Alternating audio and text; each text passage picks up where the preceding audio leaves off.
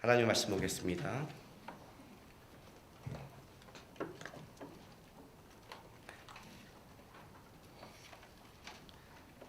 하나님의 말씀 요한복음 7장 14절에서 24절까지입니다. 한 절씩 교독합니다. 이미 명절의 중간이 되어 예수께서 성전에 올라가사 가르치시니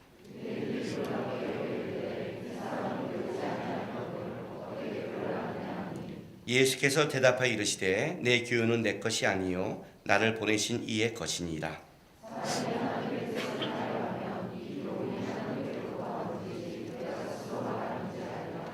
스스로 말하는 자는 자기 영광만 구하되 보내신 이의 영광을 구하는 자는 참되니 그 속에 불의가 없느니라.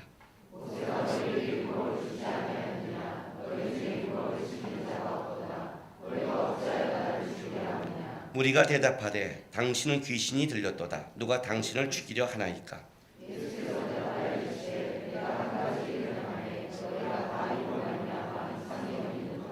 모세가 너에게 할례를 행했으니 그러나 할례는 모세에게서 난 것이 아니요 조상들에게서 난 것이라. 그러므로 너희가 안식일에도 사람에게 할례를 행하느니라.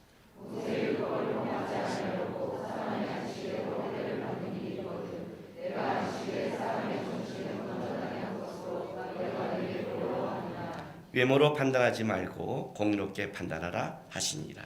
아멘. 요한복음 7장은 초막절에 예수님께서 올라가셔서 하신 말씀입니다.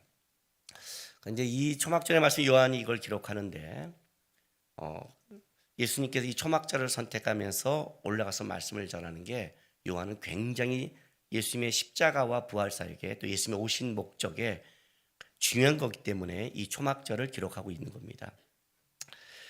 근데 우리가 지난주에도 봤다시피 이 초막절에 올라가는 예수님의 방법과 예수님의 행하시는 일들이 좀 기이하게 하시는 겁니다. 그렇죠? 예수님께서는 지금 일부러 유대인 예루살렘 쪽을 가지 않습니다. 유대로 갈릴리 사역을 하십니다. 왜냐하면 유대인들이 예수님을 죽이려 합니다. 예수님의 안식일에 병 고치는 것, 오병이어 여러 가지 사건을 통해서 예수님이라는 분이 어떻게 돼요? 유대인들에게 이제 주목거리가 되는 겁니다. 일부러 갈릴리에서 하다가 형제들이 뭐라고 그래요? 초막절이 가까우니까 그렇게 하지 말고 공개적으로 너를 드러내라 라고 말을 하죠. 예수님이 뭐라고 그래요? 나 그렇게 안 하겠다 그래요. 안 하겠다. 너희는 올라가라 해놓고 올려보내고 안 올라가는 것처럼 하더니 어떻게 하라고요? 은밀하게 올라가시는 거죠. 은밀하게. 그리고 은밀하게 숨어 있다가 오늘 우리가 읽은 본문에 드디어 초막절 중간에 공개적으로 드러내시는 거예요. 공개적으로. 분명히 형제들이 드러내라. 나는 안 한다. 싫다. 그렇게는 안 한다 해놨다가 은밀하게 가서 자기가 그냥 초막절을 하나님 앞에 얼굴 뵙고 내려오면 되는데 그게 아니라 공개적으로 드러나요. 그렇다면 예수님은 처음부터 이 초막절에 자기를 공개적으로 드러낼 마음이 있었다는 거죠. 있었는데 형제들이 너희가 말한 식의 공개적인 거는 드러내지 않겠다는 거잖아요. 그리고 이제 이 공개적으로 드러냈는데 이 공개적으로 드러나서 예수님이 유대인들과 논증하는 게 만만치가 않은 거예요. 만만치가. 지난주에 제가 설교했더니 나가면서 이로써 어떤 성도가 이렇게 말했답니다. 그러니까 초막절이 수장절인 거지 이렇게요. 예, 초막절이 수장절입니다. 왜 제가 이 말을 하냐면 오늘은 좀 더 많은 설명을 하는데 그 말의 단어를 좀 이해하셔야 됩니다. 일단 초막절과 수장절을 예수님이 선택했습니다. 같은 말입니다. 수장절이라는 것은 곡식을 뭐예요? 저장한다 그래서 추수감사절입니다. 그래서 어떻게 하라고요? 양력으로 10월경입니다. 유대력, 달력으로는 7월경이고요. 유대력이니까 어려워하지 마세요. 우리 음력, 양력처럼 그들도 유대력이 있습니다. 원래 유대인들은 1월이 언제였냐면 3, 4월경에 있는 6월절입니다. 애굽에서 나온 것을 그들의 시작으로 봐서 그때 1월로 잡았습니다. 그래서 유대력은 우리 양력으로는 3, 4월경입니다. 수장절은 우리 양력으로 10월 달이는데 유대력으로는 7월 달이라고 그럽니다. 아셨죠? 근데 이 추수감절을 이제 하면 수양절이니까 기쁨의 달인데 레위기 23장에 보면 기쁘게 즐기라고 합니다. 왜? 곡식을 거뒀으니까. 그런데 이날을 왜 초막절이라고 그러냐면 그 수양절에 기쁨으로만 하는 게 아니라 어떻게 하라고요? 다시 광야에 나가서 초막을 짓고 8일 동안 어떻게 해요? 불편함을 감수하는 절기를 지켜라는 겁니다. 그래서 초막절이라는 장막절이라는 것이 이름이 나온 겁니다. 같은 의미지만 가장 즐거워야 될 절기가 가장 불편한 절기로 만들어 버린 겁니다. 가장 즐겁죠. 그렇죠? 1년치 결산을 했으면 얼마나 즐겁겠어요. 근데 일주일 동안 가서 어떻게 돼요? 초막을 짓고 거기서 먹고 자고 이렇게 하는 건 굉장히 불편하죠. 왜 그렇게 했냐는 거죠. 왜? 여기서 거둔 너의 이 풍요로움, 이 즐거움이 어떻게 된 거라고요? 너희가 거둔 결실이 아니다. 그걸로 빠지지 마라. 하나님이 너희를 인도해서 너를 걷게 하신 하나님의 약속이요 섭니다. 그래서 어떻게 하라고요? 초막에 가서 하나님이 너를 이렇게 했다는 것을 불편함을 겪으면서 신앙생활을 해서 초막절이면서 수장절인 겁니다. 주님이 의도적으로 이 날을 결정하신 겁니다. 이 날에 주님이 오신 이유와 메시지를 전하고 결정하십니다.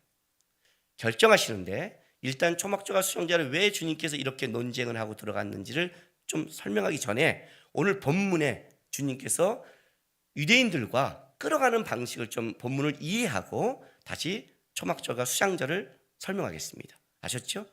자, 오늘 주님께서 14절에 이렇게 시작합니다. 보세요. 이미 명절의 중간이 되어 초막절의 절정이 됐다는 겁니다. 가장 많은 사람이 모이고 절정이 됐을 때 성전에 올라가 가르치시니 정면 돌파죠. 자기를 죽이려 하는 자를 알면서 가르친다는 정면 돌파하겠다는 거 주님이요. 이거는 목숨을 걸어놓고도 드러내야 될 이유가 있다는 거죠. 형제들이 말한 나를 증명하기 위해서는 나는 하지 않겠다. 너희들처럼 좀 증명해 보라고 사람들 앞에. 나는 나를 증명하러 오지 않았다. 그러나 내 목숨을 걸고 증명할 게 있다 하고 딱 가장 절정에 공개적으로 드러내기 시작했어요. 그런데 이 가르친 걸 보면서 어떤 반응이 왔냐면 봐요. 15절에 유대인들이 놀랍게 여기 이르되 이 사람은 배우지 아니할거늘 어떻게 그를 아느냐 이렇게 반응합니다. 이 사람은 배우지 않았거늘 어떻게 그를 아느냐. 유대인들의 반응이에요. 왜냐하면 여기서 이 글이라는 것은 그냥 우리가 보는 한글을 읽었다고 말하지 그런 게 아닙니다. 굉장히 고등학문이고 전문적 식견을 얘기하는 겁니다. 조선시대 이렇게 선비들이 이런 말을 하죠. 뭘 하면 내가 글을 아는 자인데 이렇게 말하죠. 그래서 글을 안다는 것은 한글을 말하지 않습니다. 한글을 말하지 않아요. 뭐예요? 일단은 한문이고 더 나아가서는 사서삼경과 논어맹자 이런 거를 띈 사람이죠. 내가 일반 글이 아니라 그래도 고급 고등 글을 알고 있고 내가 논어맹자를 띄면서 전문적 식견을 가진 사람인데 그렇게 살면 안 되지. 이런 식으로 글을 배운 잔대라는 걸 쓴 겁니다. 오늘 여기도 똑같은 거예요. 유대인의 반들이 지금 배우지 않았는데 왜? 당시의 유대인들에게는 가장 중요한 학파가 둘이 있습니다. 그런데 예수님 뭐예요? 전문적 랍비 교육을 받지 않았다는 뜻입니다. 일단은 우리식으로 한다면 저 사람 어디서 성경 공부나 신학교도 다니지 않았는데 어떻게 저렇게. 첫 번째는 그거고 두 번째는 뭘 얘기하냐면 당시에 많은 대중들은 어떤 말을 썼냐면 아람어를 썼습니다. 북이스라엘이 악수르로 무너지고 남유다가 바벨론으로 무너진 다음에 바벨론에 70년 포로 생활을 합니다. 그때 많은 유대인은 히브리어를 잃어버립니다. 사도 바울도 자기를 이렇게 말하죠. 자기는 히브리인 중에 히브리인이다. 이 말은 히브리어를 수수하는 사람입니다. 그러니까 이 글이라는 것은 아람어가 아닌 겁니다. 저 사람은 배우지 않았는데 갈릴리 사람인데 나사렛에서 선한 것이 나올 수 없는데 어떻게 히브리어를 알지? 어떻게 이 전문적 식견이 있지? 말하는 게 그냥 말이 아니라 가르칠 만한 말이니까 성전에서 논쟁할 만한 말이니까 놀란 거예요. 저 사람은 어디서 저런 걸 배웠나? 히브리어는 어떻게 된 거지? 라고 놀라운 반응을 일으킨 거예요. 그러자 예수님께서 이렇게 대답하세요. 보세요. 자, 16절부터.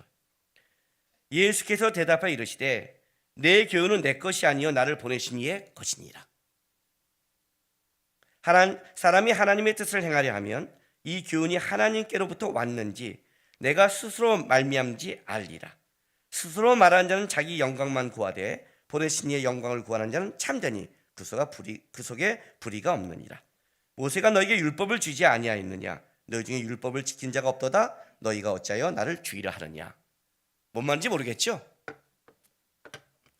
일단 이렇게 생각하셔야 돼요. 어떻게 전문적 식견이 있지? 어떻게 히브리를 알지? 여기서 예수님께서 나는 이렇게 공부했어, 이렇게 배웠어를 말하지 않습니다. 그런 배운 분이 아니죠. 하나님께로 왔기 때문에. 그런데 이 문제를 대답할 때 예수님이 뭘 끄집어 왔냐면 율법이란 걸 끄집어 온 겁니다. 일단 율법을 끄집어 온 거예요. 율법을 통해서 예수님이 이 문제를 얘기하고 그 예를 안식일로 가져온 겁니다. 오늘 지금 안식이 나와요. 이 두 가지 문제로 지금 이걸 끌어가고 있는 겁니다. 어렵죠? 이게 왜 어렵냐면요, 사실 이 당시는 어렵지 않죠. 이 당시는 율법을 지키고 있을 때고 안식일이 우리 주일처럼 지키고 있기 때문에 어렵지 않죠. 근데 우리는 이게 생소한 거예요. 근데 우리의 생소함은 두 가지 이유가 있어요. 하나는 뭐냐면 이 말이 생소해서 생소하고 성경을 무지하게 안 읽어서 생소해요.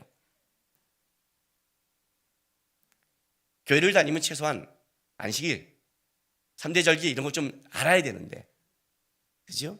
목사님 설교가 어려워요. 제 설교가 어렵지 않습니다.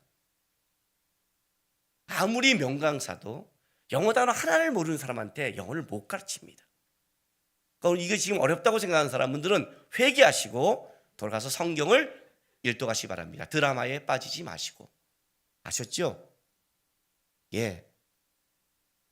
아마 이 3대 절기를 저만큼 쉽게 설명하는 사람이 별로 없습니다. 그러니까 성경을 좀 읽으세요. 어쨌든 예수님이 율법을 갖고 왔기 때문에 율법을 설명할 수밖에 없는 겁니다. 주님이 이제 이렇게 이걸 끌어가는 거예요. 주님의 논지를 보세요. 봐요. 16절부터 18절. 여기 이제 17절 보세요. 17절. 사람이 하나님의 뜻을 행하려 하면 이 교훈이 하나님께로부터 왔는지 내가 스스로 말미암는지 알리라. 이 알리라는 것은 그냥 머리의 지식이 아니라 경험 플러스 지식인 겁니다.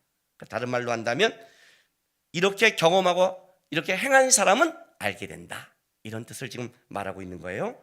그러니까 이거죠. 이걸 지금 뜻하는 거예요. 너희가 하나님의 뜻대로 행했다면 어떻게 돼요? 이게 하나님께로 왔는지 아닌지를 알게 되리라는 거죠. 그죠? 좀 그 얘기를 하는 거예요. 결론은 뭐예요? 19절이요. 모세가 너에게 율법을 주지 아니하였느냐? 원어에는 그럼에도 불구하고 율법을 줌에도 불구하고 너희가 중에 율법을 지키는 자가 없도다. 너희가 어찌하여 나를 죽이려 하느냐? 이렇게 하는 거니까 결론은 뭐예요? 하나님의 뜻을 행하는 자가 없다. 그러니까 일단 너희가 내가 글을 어디서 배웠는지, 어떻게 저 사람이 전문적 식견이 있는지 그게 중요한 게 아니야 이거예요. 그게 중요한 게 아니야. 내가 말하는 게 하나님의 뜻에 맞는지 안 맞는지가 중요한 거야. 그렇지 않아? 그거죠. 그게 중요한 거잖아. 그런데 너희가 내 말이 하나님 뜻에 맞는다는 걸 알려면 어떻게? 너희가 하나님의 뜻을 행해봤으면 저분이 하나님께로 왔다는 걸 알게 될 텐데 너희는 행하지 않았기 때문에 모르는 거야. 이렇게 말하는 거예요. 여기에 유대인들이 일단 반감을 갖죠. 왜요? 유대인의 반감이 이거예요. 내가 율법을 행했는데 왜 네가 행하지 않았다고 그래? 이것 때문에 싸움이 벌어지는 거예요. 이해가 돼요? 제가 여러분한테 신앙생활할 때 이거야 그러면 화가 탁 나죠.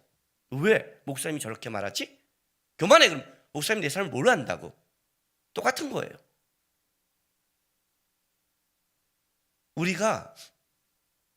여러분 우리 삶에도 이런 게 있어요. 볼링을 치거나 간단하게 놀거나 하더라도 얘기를 해보잖아요. 그러면 말 탁 하면 우리가 고수끼리 씩 웃어요. 무슨 말이냐면 쟤 아직 멀었어 그래요. 그건 대화로 안 돼요. 왜? 해보면 알아요. 고기에서 고기 올라간 게 너무 어려워요. 어디나 레벨업은 초보가 쉬워요. 게임도 그렇고 다 그래요, 여러분. 게임도 그렇고 다 그래요. 초보들의 특징이 뭔지 아세요? 고수가 안 되는 사람의 특징이 뭔지 아세요? 이제 가서 딱 한계에 부닥칠 때 그걸 꾸준히 해야 넘어가는데 그걸 못 견뎌요. 보통 이게 막 팍팍팍 올라갈 때는 막 재밌게 하다가 정체기에 이르면 난 답답해서 딴 거예요. 그런 사람은 다 깔짝대는 인생이에요. 해보면 알아요. 그게 아니라 흥미를 잃었대. 흥미를 잃은 게 아니에요. 그걸 못 가는 거예요. 우리 다 알아요, 그걸 넘어가면 더 재밌거든요.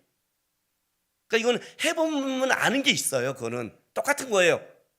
예수님의 말씀도 너희가 진짜 율법을 대로 행해봤다면 지금 예수님이 한 게 얼마나 참된 거를 알 텐데 해보지 않았다는 거죠. 그럼 이들은 난 했다고 얘기하는 거예요. 자, 그러면 이건 무슨 말이냐? 이들이 율법을 잘못 이해하고 있다는 뜻이에요. 자, 율법은 이거예요. 봐요. 거기 볼 필요 없어요. 저를 보셔야 돼요, 지금. 율법이란 뜻은 이거예요. 하나님이 율법을 줬을 때 율법은 자기가 행한 행위의 결과로 자기를 증명받는 걸 율법이라고 해요. 아셨죠? 내가 살인하지 말라 말씀했는데 살인 안 하면 나는 안 했다고 증명받는 거죠. 율법이 그런 거죠. 율법이란 내가 한 신앙생활의 행위, 그걸 조건으로 내가 옳으냐 의인이냐 죄인냐를 증명하는 거죠. 내가 하나님의 율법대로 행하면 나는 의인이죠. 나는 했다. 마가복음에 부자 청년이 와서 어떻게 하면 제가 영생을 얻습니까? 이런 걸 행하라. 제가 어렸을 때부터 지켰습니다. 이렇게 말하잖아요. 그래서 예수님이 뭐라고 그래요? 한 가지 부족한 게 있다. 너희 가진 걸 다 팔아 나눠줘라 했더니 슬픔을 갔잖아요. 가버리면 끝이죠. 그런 거예요. 그건 내가 행하면 의인이 되고 행하지 않으면 어떻게 돼요? 죄인이 되는 게 율법이라는 거죠. 그죠? 자, 그런데 문제는 이거예요. 하나님이 율법을 줬을 때 율법을 지킬 수 있는 거예요? 없는 거예요? 이렇게 반응이. 이스라엘 백성이 하나님이 율법을 줬을 때 그 율법을 이스라엘 백성들이 온전히 지킬 수 있는 걸 줬어요? 없는 걸 줬어요? 없는 걸 줬죠. 없는 걸 줬단 말이에요. 율법은 몽황sab생이에요. 없는 걸 줬단 말이에요. 그러니까 어떻게 돼요? 율법을 지키면 뭐가 나오는 거예요? 죄인임을 아는 거예요. 나는 어찌할 거가 나오는 거예요. 오라 나는 곤고한 자로라. 이 사망의 몸에서 나를 누가 구원하랴. 이게 나와야 되는 거예요. 율법을 지켰다면 그게 나와야 되는 거예요. 무조건. 율법을 지킨 사람이 나는 율법을 지켰다. 그건 뭐예요? 안 지킨 거예요. 이런 거죠. 이런 거. 사람 죽여놓고 감옥 가서 왜요? 나 의인이야. 왜? 나 성폭행 안 했어. 이렇게. 지금 그 얘기를 하는 게 아니잖아요. 그죠? 그런 식의 논리를 우리가 피고 있는 거예요. 난 저거 안 해. 난 의인이야 그래요. 아니, 여기서 숱한 거를 잘못하고 있는데. 유대인들이 지금 뭐냐면 나는 율법을 지키고 있는데 왜 네가 아니라고 그래? 이거 갖고 지금 시비를 건 거예요. 근데 율법 중에 어떤 하나를 자기가 이렇게 하고 있다면 실제 9개를 다 어기고 있는데 그 하나도 외형적인 건데 실제는 진짜 율법을 지키는 마음이 있다면 뭘 깨달아요? 나는 곤고한 자. 안 되는 거예요. 그런데 예수님이 율법을 완성하잖아요. 그래도 그 부자 청년은 그래도 선한 양심이 있었어요. 그래서 예수님이 사랑하는 마음으로 갇힌 거예요. 뭐예요? 자기는 진짜 한 사람이에요. 그 부자 청년은요. 하는데 안 되니까 예수님을 보니까 다른 거예요. 선생님 그런 거예요. 선생님 어떻게 하면 당신처럼 될 수 있습니까? 그러잖아요. 버려라 했더니 돌아가죠. 안 되는 거거든요. 안 되는 거예요. 그건요. 율법은 안 되는 거예요. 예수님이 그 얘기를 하는 거예요. 너희가 진짜 모세의 율법을 지킬 마음이 있고 지키고 노력했으면 너희의 한계를 느끼고 좌절을 느꼈을 것이다. 그리고 그 율법을 지키는 하나님의 뜻을 행한 나를 보면 어디서 히브리어 말을 배웠냐는 외형적인 게 중요한 게 아니라 어떻게 저걸 지킬 수 있을까를 보게 될 것이다. 그런데 너희는 뭐예요? 안 지키니까, 마음이 없으니까 안 보고 있다. 그래서 이제 뭘 그러냐? 동의 안 하니까 예를 들어줘요. 그게 이제 안식일이에요. 보세요. 21절 보세요. 예수께서 대답하여 이르시되 내가 한 가지 일을 행하매 너희가 다 이로 말미암아 이상히 여기는도다. 모세가 너희에게 할례를 행했으니 그러나 할례는 모세에게 난 것이 아니요 조상들에게 난 것이라. 그러면 너희가 안식일에도 사람에게 할례를 행하느니라. 모세의 율법을 범하지 아니하려고 사람이 안식에도 할례를 받는 일이 있거든. 내가 안식일에 사람의 전신을 건전하게 한 것으로 너희가 내게 노여하느냐? 외모로 판단하지 말고 공의롭게 판단하라. 다시 가는 거예요. 자, 이걸 말하는 거예요. 요한복음 5장에 보면 베데스다 연못가에 있는 자를 안식일에 고쳐요. 이게 이제 문제가 돼요. 안식일에 고쳤다는 게. 유대인들은 이거죠. 왜 안식일을 싫어하는데 굳이 안식일에 고쳐? 이거예요. 안식일은 지켜야 되는 거니까. 하나님이 일하지 말라니까. 예수님이 이렇게 말해요. 좋아, 너에게는 안식일이 있다. 안식일은 며칠째 돌아와요? 7일째 돌아와요. 그런데 아브라함부터 조상부터 온 언약의 표징이 있어요. 하나님이 아브라함에게 말한 거예요. 아브라함의 자손이라 할지라도 할례를 행하지 않는 자는 끊어버리라고 그랬어요. 이건 무조건 해야 되는데 뭐라고 말했냐면 난지 8일 만에요. 그러니까 내가 태어난 지 8일째 되는 날 안식일이 겹칠 수밖에 없죠. 그런 애가 있잖아요. 그러면 어떻게 돼요? 할례를 안 행해요? 오늘 안식일이야. 9일째. 안 되거든요. 하나님이 8일째야 되니까. 어쩔 수 없이가 돼요. 안식일에 이건 할례를 언약의 표징이니까 해야 돼요. 근데 사실 그건 감격적이지 않아요? 왜? 안식이라는 것이 하나님이 우리에게 안식을 주고 하나님의 관계 안에 들어간 그날에 내가 언약의 표징을 받아. 이건 더 감격적이야. 우리 그러잖아요. 우리 내 생일날 프로포즈에 성공했어. 이러면 더 감격적이잖아요. 그런 것만 감격인가요? 그죠? 하나님의 안식일, 하나님 앞에 들어가는 그날에 내가 언약의 표징을 받아. 그럼 어떻게 돼요? 야, 이거는 더 감격적이다. 이렇게 가자. 해야 될 말이 아니라 더 감격적이잖아요. 주님이 이렇게 얘기하는 거예요. 니네 그거 하잖아. 니네. 근데 잘 봐. 내가 안식일에 오늘 봐요. 뭐라고 말씀하시는지. 23절. 사람이 안식일 할례를 받는 일이 있거든. 내가 23절에 안식일에 사람의 전신을 건전하게 한 것은 너희가 내게 노여하느냐? 전신, 그러니까 뭐예요? 온몸인데 요거는 정확한 표현이 아니에요. 전인이에요. 이게 무슨 말이냐면 하나님 몸만 고친 게 아니라는 거예요. 38년 동안의 이 병자라면 이 사람은 몸의 문제가 아니라 마인드부터 모든 게 다 삐뚤어져 있어요. 그렇죠? 우리 상처받는 사람의 특징이 뭐예요? 가장 중요한 게 외모적 상처가 문제가 되지 않아요. 사람들이 착각을 해요. 속 사람의 상처가 문제예요. 그게 더 큰 장애예요. 내 속에 잘못된 마음을 갖는 게. 우리는 그걸 몰라요. 내가 나는 이럴 수밖에 없었어. 나는 이런 상황이야. 상처받는 사람의 특성이 모든 문제를 자기 안에 발견하지 않고 남에게 물어요. 여기 감기기 굉장히 많아요. 그죠? 여기 병균이. 지금 제 목소리 좀 거룩하지 않아요? 맹맹하면서? 네, 감기균이 있어 그래요. 건강한 자는 영향을 안 받지요. 약한 자가 받는 거죠. 실제는. 아니 이 죄 많은 세상에 살면서 치이지 않고 문제 없는 사람이 어디 있어요? 오직하면 성령의 열매가 오래 참음부터 시작할까요? 그죠? 오직하면 오래 참음부터 시작할까요? 뭐가 문제예요? 원인을 밖에서 찾아요. 사실 그게 문제거든요. 이 사람도 어떤 원인일까요? 난 이렇게 태어나서 별거 다 했잖아요. 병만 고친 게 아니라 전인, 영적인 것, 정신적인 것, 몸을 고친 거예요. 예수님이 이렇게 말하는 거예요. 자, 안식일이 아닙니다. 고치면 되잖아. 그래? 너는 지금 이걸 병 고침이라고 생각하니? 예수님이 왜 병을 고쳤는데? 병은 어디서 왔는데?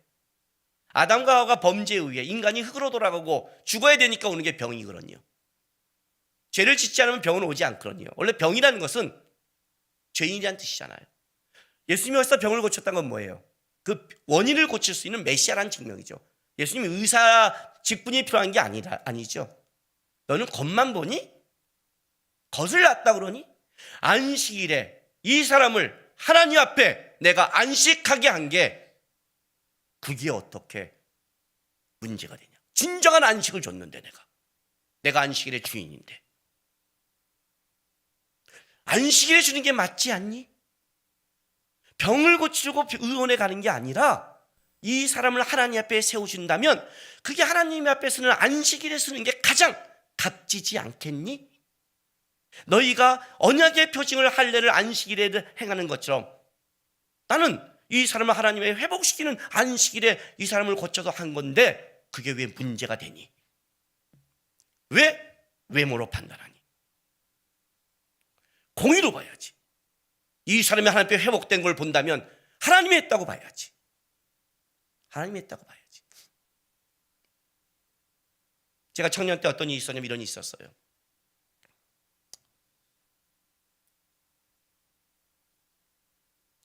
교회 신앙생활을 하는데 청년들이 많은 사람들이 은혜를 입었어요. 막 진짜 충만한 은혜를 입었어요. 그래서 집회 가운데 우리 청년 이제 막 애들이 막 방언도 터지고 막 진짜 막 난리가 났어요. 그 사건이 어떤 일이냐면 물론 우려하는 어른들이 있었는데 이제 문제가 있다고 막 한 거예요. 혹시 잘못된 거 아니냐? 막 이렇게 그렇게 이제 반응들도. 그래서 제 선배 하나가 저한테 와서 이렇게 말하는 거예요. 올라왔는데 제가 거기 이제 그렇게 한 그쪽에 선배니까 나한테 야 문제 있는 거 아니냐? 이렇게 딱 말을 하더라고요. 그래서 제가 뭐라고 말했냐면 문제 있을 수 있죠. 부족하고 아직 청년들이니까 그죠? 은혜를 받아도 절제 못할 때도 있잖아요. 있죠. 그랬어요. 문제가. 근데 그러나 나는 그 조언은 받아들이지 않아요. 그랬어요. 뭐? 딱 쳐다봐요. 교만한 그럼 우리 교만은 또 교만하게 보잖아요. 저는 말을 정확하게 그냥 직선적으로 하니까.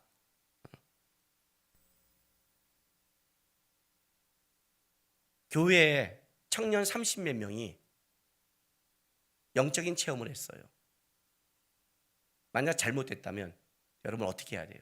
우리 교회 청년이 30명이 잘못됐다면 가서 집사님이 그거 잘못된 거 아니야? 그게 집사의 마음이에요. 그 지적질하는 게 영적인 사람의 마음이에요. 가슴이 아파야 되지 않아요? 영적인 걸 체험했다면 둘 중 하나잖아요. 성령 아니면 악령 아니에요. 그렇지 않아요? 악령의 경험을 했다면 교회 어른들이 나서서 붙잡고 같이 기도하며 눈물로 회복시켜야 되는 거 아니에요? 나도 잘못했다고 말하면 끝이에요? 그게 영적인 스승이에요? 저는 그 말 못 받아들여요. 그랬어요. 그 말을 못 받아들여요. 그 겉모습을 못 받아들여요. 근데 만약에 이게 성령이 하신 일이면 어쩌시겠어요? 그랬어요. 만약에 성령이 하신 일이라면 그 말이 얼마나 위험한 말인지 아시고 하십니까? 그랬어요. 딱 놀래더라고요. 다음 그죠? 그 은혜 받은 애 3분의 2가 지금 목사, 선교사, 사모가 다 돼 있거든요.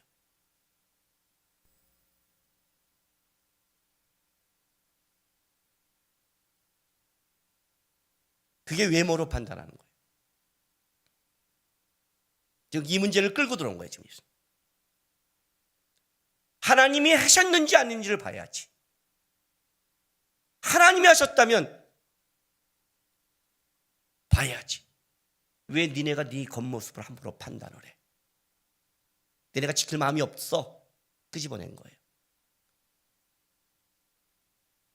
그리고 나서 이 사건을 왜 초막절에 했는지를 이제 끌고 들어갈게요. 앞까지는 다 이해했죠? 예. 왜 초막절에 했는지를. 초막절이에요. 자, 초막절은 뭐라고 했어요? 레위기 23장에. 가장 즐거운 날이에요. 그죠? 1년 중에 수확을 풍성히 거둔 가장 즐거운 날이에요. 그런데 하나님이 그 가장 즐거운 날을 어떻게 했다가 일부러 초막을 짓고 가장 불편하게 생활하라. 불편하면서 자녀들이 물을 거 아니에요. 왜 이 즐거운 날에, 이 풍성한 날에 우리가 마음껏 누리고 먹고 놀지 못하고 왜 이렇게 불편한 생활을 해야 되죠? 라고 문다면 어떡하라고요? 이 복이 우리가 누리는 게 아니라 실제 우리는 노예살이했던 애굽에 있는 자들을 하나님이 끄집어내서 우리를 이 땅에 집어넣어서 한 것이다. 그걸 알게 한다. 이렇게 말해요. 그러면 초막절에 알게 한 게 뭐냐? 애굽에서 끄집어낸 것. 예, 맞는데 그보다 조금 더 깊어요. 출애굽기 12장으로 갑니다.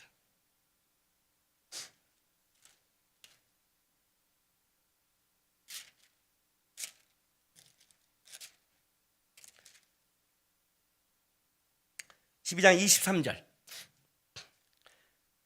자, 여호와께서 애굽 사람들에게 재앙을 내리려고 지나가실 때 문인방과 좌우문설주의 피를 보시면 여호와께서 금을 넘으시고 멸한 자에게 너희 집에 들어가서 너희를 치지 못하게 하실 것임이니라. 너희는 이 일을 규례로 삼아 너희와 너희 자손이 영원히 지킬 것이니 너희는 여호와께서 허락하신 대로 너희에게 주시는 땅에 이를 때에 이 예식을 지킬 것이라. 이후에 너희 자녀가 묻기를 이 예식이 무슨 뜻이냐 하거든 너희는 이르기를 이는 여호와의 유월절 제사라. 여호와께서 애굽 사람에게 재앙을 내리실 때 애굽에 있는 이스라엘 자손의 집을 넘으사 우리의 집을 구원하셨으냐 하라 하매 백성이 머리 숙여 경배하니라. 자, 유월절은 어디서 지키게 됐다고 그랬어요? 가나안 땅에 지킨다고 그랬죠. 그죠? 여기서 시작을 했지만 이 예식을 어디서 지키라? 가나안 땅에 들어가 지켜라. 자손들이 물으면 이 유월절 예식을 왜 지켜요? 그러면 뭐라고 해라? 하나님이 애굽 땅에 있을 때 우리를 끄집어낸 여호와의 유월절 제사라라고 한 거예요. 이 여호와의 유월절 제사는 예수님의 십자가의 모형이에요. 그래서 하루예요. 단회절기예요. 아셨죠? 다른 절기는 7일씩하지만 이건 하루면 끝나요. 그런데 문제는 이거예요. 문제는 여러분의 성경책을 보면 출애굽기 12장 15절을 보세요. 15절 이런 말이 있어요. 너희는 이래 동안 무교병을 먹을지니 그 첫째 날 누룩을 너희 집에서 제하라. 무릇 첫째 날부터 일곱째 날까지 유교병을 먹는 자는 이사에서 끊어지라 그래요. 그러니까 무슨 말을 하냐면 유월절이 끝나면 그걸로 끝난 게 아니라 뭐가 시작돼요? 무교절이 시작되는 거예요. 7일 동안. 왜? 근데 중요한 게 뭐냐면 여기서 뭘 하냐면 누룩을 제하래요. 빵을 만드는데 누룩을 제하고, 근데 누룩을 제한 건 이제 의미가 있어요. 어떤 의미가 있지만 무교병, 딱딱한 빵, 효소 없는 맛없는 빵을 만들어서 일주일 동안 그걸 먹는 거예요. 먹는 거예요. 누룩을 먹는 거예요. 그 빵을, 누룩이 아니라 빵을. 그러면 왜 베란가 무교절이 일주일 붙었을까요? 그렇죠? 유월절은 단회적으로 끝났는데 왜 무교절 일주일을 붙어서 하는 거예요? 자, 보세요.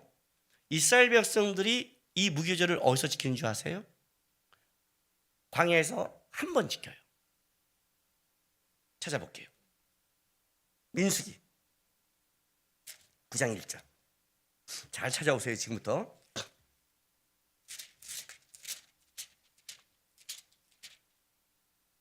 민수기 9장 1절.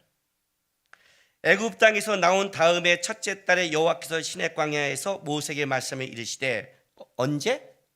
애굽 땅에서 나온 해 다음에 1년. 그렇죠? 다음에니까 첫째 달 6월절이에요. 다시 그 1년 딱 지난 거예요. 12달. 시내 광야에서 모세에게 말씀하시 이르되 이스라엘 자손에게 6월절을 그 정한 기일에 지키게 하라. 그 정한 기일 곧 이달 14째 날 해질 때에 너희는 그것을 지키되 그 모든 율례와 그 모든 규례대로 지킬지다.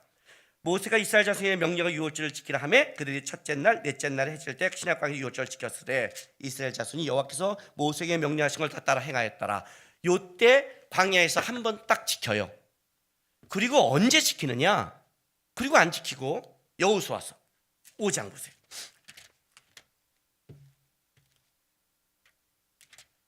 여호수아서 5장 10절. 됐어요? 326쪽. 또 이스라엘 자손들을 길갈에 진쳤고 그달 14일 저녁에 여리고 평지에서 유월절을 지켰으며 유월절 이튿날에 그 땅의 소사물을 먹되 그날의 무교병과 볶은 곡식을 먹었더라. 또 그 땅의 소사물을 먹은 다음 날에 만나가 그쳤으니 이스라엘 사람들이 다시는 만나를 먹지 못하였고 그의 가나안 땅의 소출을 먹었더라 그래요. 자, 언제 지켜요? 가나안 땅에 들어간 몇 년 후에? 39년 후에. 그러면 광야에서 왜 안 지켰을까요? 한번 지키고. 이게 문제가 되죠. 그죠? 이게 문제가 되는 거예요. 무교절을 지키려면 누룩이 들어가지 않은 빵을 만들어야 돼요. 가나안 땅에서 나온 곡식을 갖고 1년 후에 무교병을 만들 수 있었어요. 그런데 원래 하나님의 계획은 2년 안에 가나안 땅에 들어가는 거였어요. 2년 안에. 그래서 그 다음에는 가나안 땅에 소출을 먹어야 됐어요. 아셨죠? 그런데 이스라엘 백성들이 불순종하잖아요. 어떻게 돼요? 만나를 주셨어요. 빵을 만들 재료가 없는 거예요. 무교절을 지키려면 수장절이 있어야 돼요. 가나안 땅에 소출이 있어야 돼요. 다음 주에는 오순절과 수장절이 어떻게 이어진지를 설명할 거예요. 다음 주에는 3대절기니까 보세요. 유월절이 지키고 안식일이 7번 넘어가면 77에서 77절이라고 그러고 그다음에서 77절 다음 50일째는 오순절이라고 그래요. 그거를 다른 말로 또 뭐라고 하는 줄 아세요? 맥추절이라고 그래요. 맥주절이 아니라 맥추절.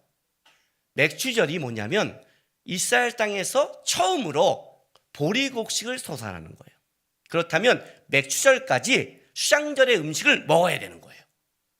옛날에 우리나라 그 보릿고기 이런 거 있었잖아요. 그것처럼 수장절에 거둔 음식을 맥추절까지 먹어야 되는 거예요. 근데 수장절이 없으면 유월절은 그 사이에 있기 때문에 무교병을 만들지를 못하는 거예요. 만나 갖고는 지킬 수가 없는 거예요. 유월절을 지키고 무교절을 지키려면 뭐가 있어야 된다고요? 수장절이 전제라고요. 하나님이 가나안 땅에 너를 인도했다. 유월절은 뭘 상징하냐면 가나안 땅에서 지키는 거예요. 가나안 땅에서 뭘 말하는 거예요? 가나안 땅에 들어가서 하나님이 우리를 애굽에서 인도했다. 무교병을 딱딱을 먹어요. 원래 유월절 나는 무교병보다 양은 있잖아요. 양, 쓴나무 있잖아요. 그 양을 잡잖아요. 그러니까 그걸 할 수 있었어요. 그러나 그 다음부터 딱딱한 빵을 먹어요. 왜 우리가 먹습니까? 배우는 거죠. 배우는 거예요. 근데 그 무교절을 지키려면 하나님이 우리에게 풍성하게 주셨다는 것을 전제로 해요. 가나안 땅에 집어넣었다가 아니라. 그래서 구원은 유월절로 끝난 게 아니라 가나안까지 가는 거예요. 구원은 예수 믿는 걸로 끝나는 게 아니라 예수 믿고 자라서 천국까지 가는 싸움이라고요. 내가 너를 천국까지 끌고 갈 거야. 하나님이 작정한 게 구원이에요. 수장절이에요. 수장절까지. 그래서 수장절이 전제가 돼야만이 시키는 거예요. 근데 나온 지 안 되는 거예요. 보세요. 자, 신명기 1장 보세요.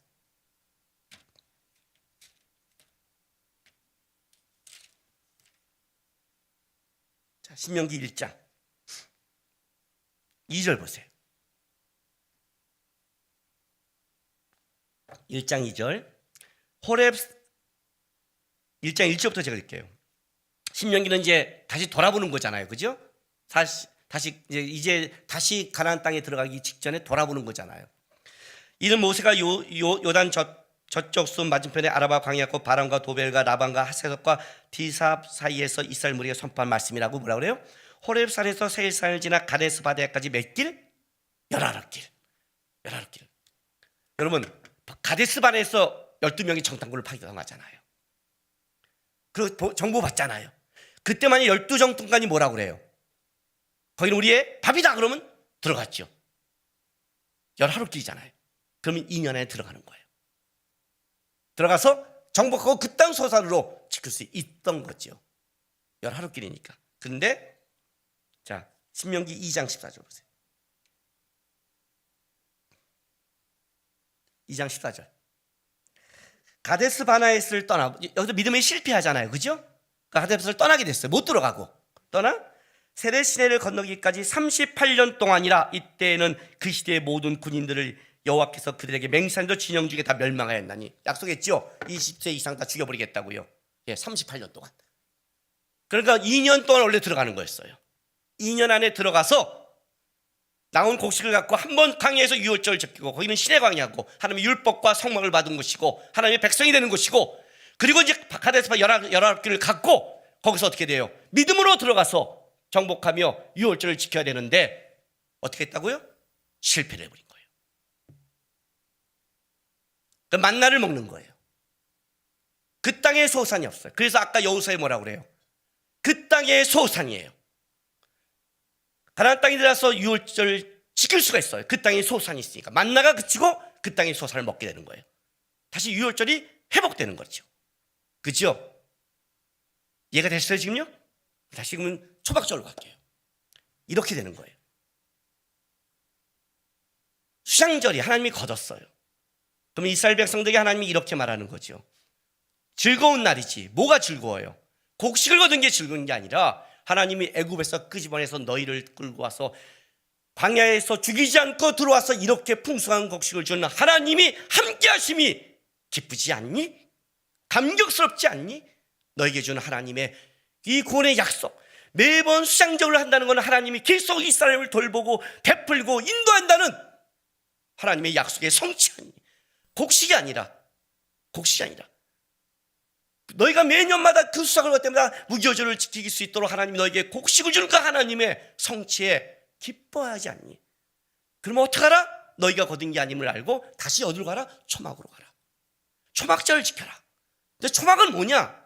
광야 생활이에요. 광야 생활은 뭐냐? 이거예요.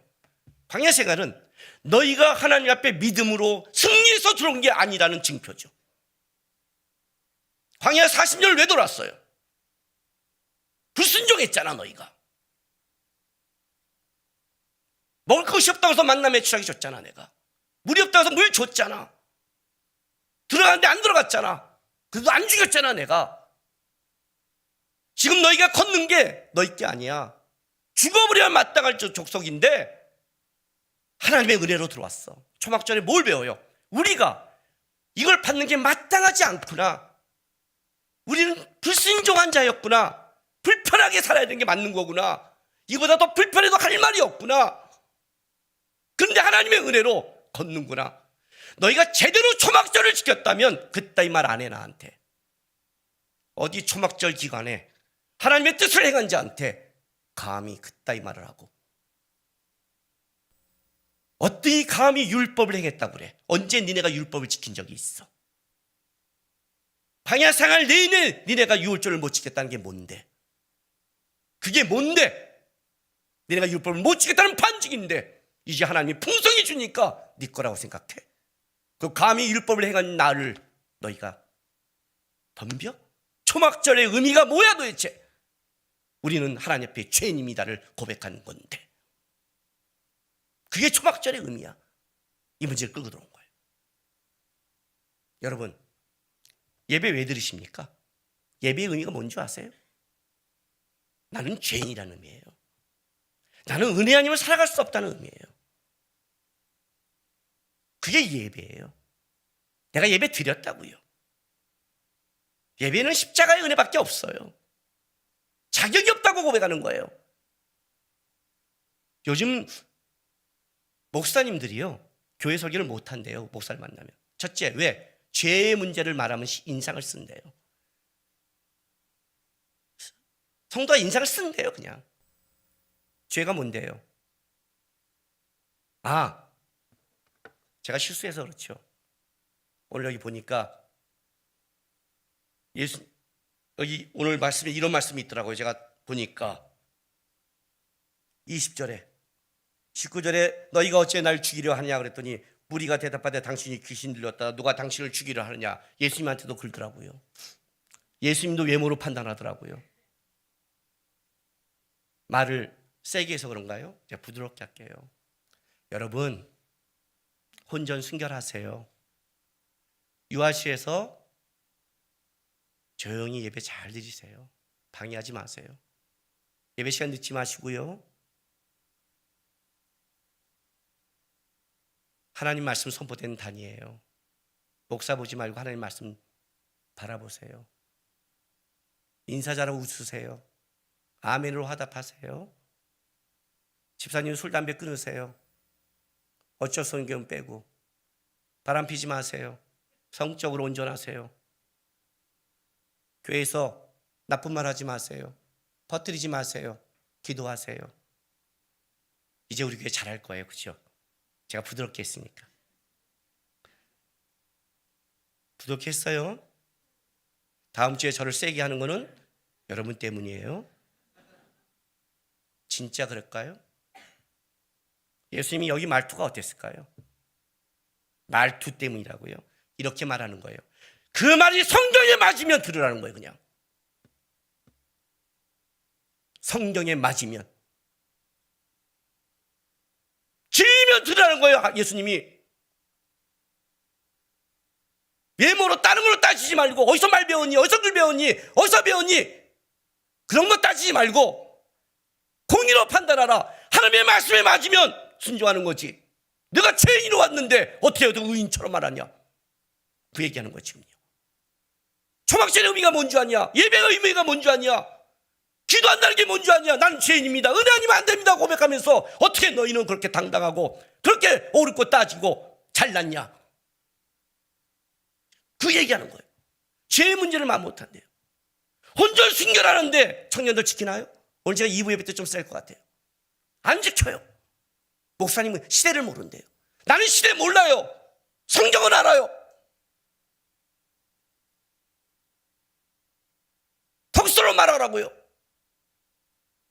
봉사하라고요. 섬기라고요. 예배 시간에 찍소리하지 말라고요. 찍자가 들어가면 기분 나빠서 나가요? 당연한 거 아니에요. 이거를 죄인으로 왔는데 그게 초막절의 의미고 예배의 의미인데 늦지 않으려고 노력해야 되고요.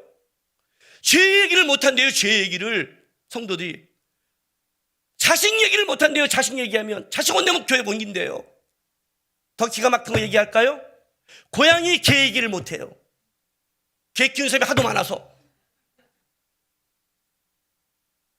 반려견이니까. 제가 부드럽게 얘기할게요. 저는 인정하지 못합니다. 저는 그 개 키울 돈으로 선교 보내고 싶고 다른 영혼을 하고 싶습니다. 목사님 개를 안 키워? 아니요, 3번 키워봤습니다. 제가 묻었습니다. 사랑했습니다. 그래서 알았습니다. 개도 이렇다면 주님은 다른 영혼의 마음이 어떨까? 이제 그 돈을 드리자. 혹시 그래도 개와 고양이를 키울 수 있는 분들은, 키우고 계신 분들은 지금부터 제가 말합니다.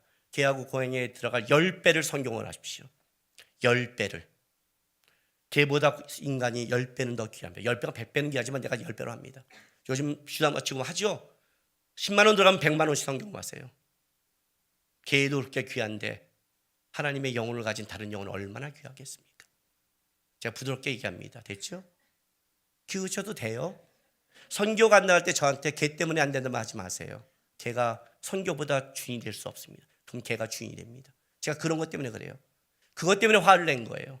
키우는 게 뭐가 잘못이겠습니까? 그게 왜 여러분의 중심이 됩니까? 얘기하다 개 때문에 집에 가야 된대요. 이런 개판이 어디 있습니까?